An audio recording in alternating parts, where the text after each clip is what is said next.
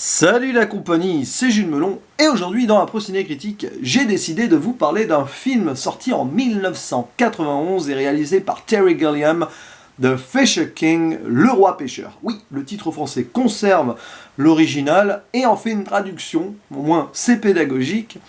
Une œuvre que je n'avais pas encore vue de ce réalisateur britannique que j'aime beaucoup, puisqu'il a fait entre autres un de mes films cultes, L'Armée des 12 singes, et surtout, il fallait à tout prix que je le voie, car au casting, nous avons l'un de mes acteurs préférés, Robin Williams. Un des rares films que je n'avais pas vu avec lui d'ailleurs.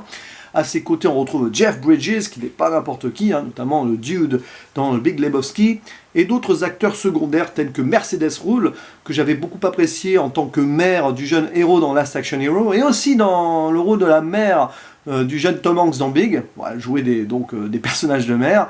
Il y a aussi Amanda Plummer, une actrice un peu faux-folle qu'on peut retrouver quelques années après dans Pulp Fiction, Tom Waits pour un petit caméo, et le showman extraordinaire et regretté Michael Jeter dans un rôle qui en jette.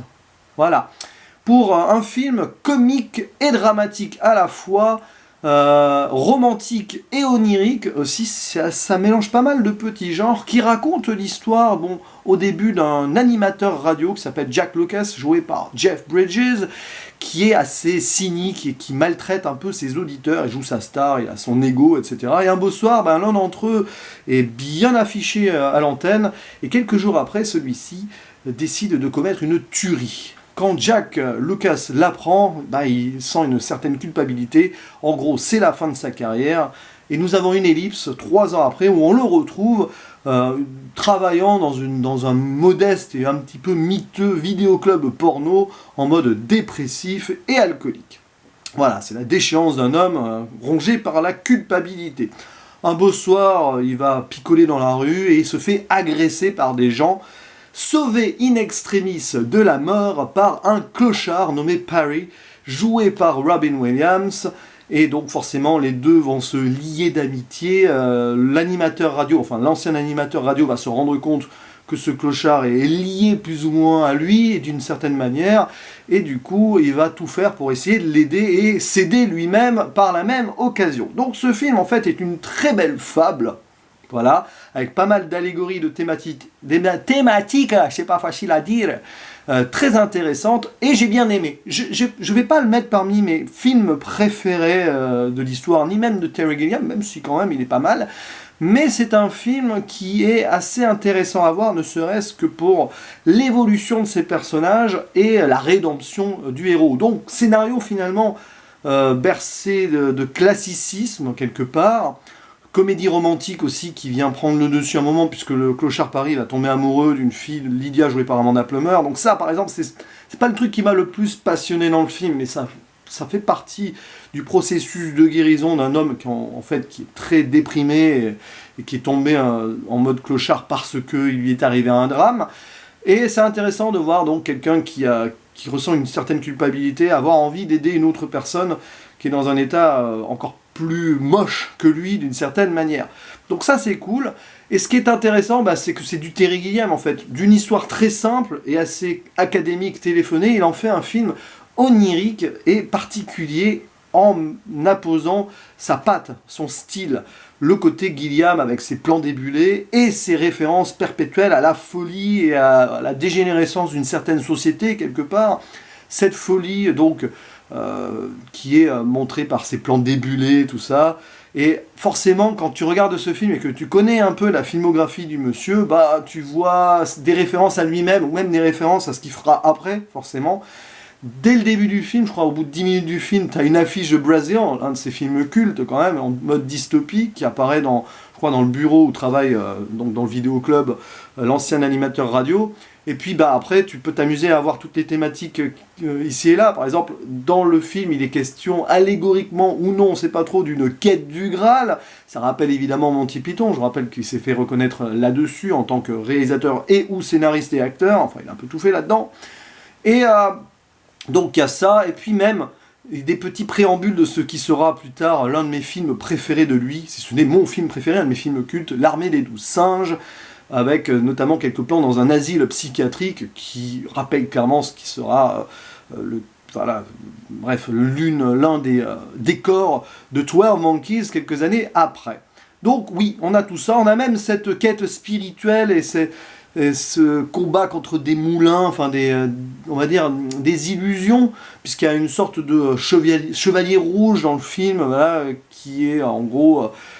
qui représente un petit peu les démons du clochard Paris. Et ça rappelle aussi quelque part L'homme qui tua Don Quichotte, son dernier film sorti l'année dernière. Vous savez, ce film maudit qu'il a eu du mal à produire et tout, et qui est sorti l'année dernière, donc dans l'anonymat le plus total. Franchement, terrible. Allez le voir, voyez-le ce film si vous pouvez, parce que franchement, il mérite quand même le détour, même s'il a ses défauts. Il a aussi de grandes qualités. Bref, c'est du cinéma à la Terry Gilliam, ce film. C'est une sorte de condensé de ce qu'il a pu faire et de ce qu'il fera après, de ses obsessions, et forcément, l'histoire s'en ressent. Alors, stylistiquement, c'est parfait. Voilà, là-dessus, il maîtrise son sujet, comme d'habitude. Il est dans ses clichés personnels aussi, il faut l'avouer. Mais ça passe super bien et les acteurs sont formidables. Clairement, Robin Williams, mais comme d'habitude, il est toujours aussi bon. Et là, en plus, il a un rôle qui lui ressemble. Quelqu'un de déprimé qui a touché le fond. C'était un petit peu ça, la vie de Robin Williams. Il faut l'avouer, d'ailleurs, quand on sait ce qui lui est arrivé après, donc, puisqu'il s'est suicidé il y a quelques années, et ben, quand tu le vois dans des rôles comme ça, il y a une autre dimension, j'ai envie de dire derrière. Et Jeff Bridges, très touchant aussi en homme. Enfin, il passe par tous les états dans le film. D'abord sûr de lui, cynique, puis après au plus profond, puis il respire une certaine bonté qu'il retrouve parce que, voilà, la situation fait qu'il a envie d'aider donc le clochard Paris, etc.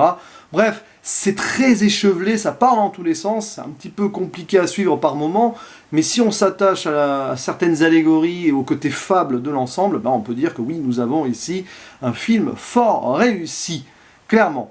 Oui, il y a plein de petits trucs comme ça, à un moment, bah, on explique le titre, enfin, Paris, donc le clochard, explique pourquoi donc ce film s'appelle The Fisher King, qui est une sorte de...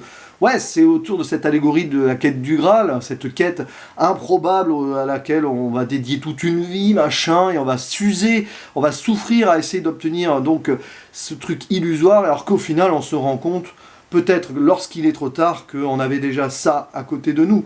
C'est cette donc allégorie de la vie, quoi. Parfois on est à la recherche de quelque chose, la quête impossible d'un truc qu'on croit inaccessible, mais en fait c'est là sous nos yeux, et il faut en gros ne pas s'en rendre compte trop tard, il faut vivre les choses à fond.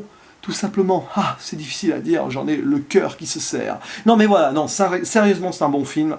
Que je reverrai avec plaisir à l'avenir, parce qu'il y a pas mal de trucs, voilà, un premier visionnage au final s'avère pas forcément suffisant, parce qu'il y a de belles choses à creuser, je pense, et puis voilà quoi, c'est du bon Gilliam, il n'y a pas de doute là-dessus, c'est un réalisateur assez unique, qui a son style, qui a on va dire, ces thématiques qu'il aime toujours un petit peu écorchées pour nous les spectateurs, et ouais, on accroche ou on n'accroche pas. Moi j'ai accroché, mais j'aurais pu aller encore plus loin, je pense, dans l'appréciation.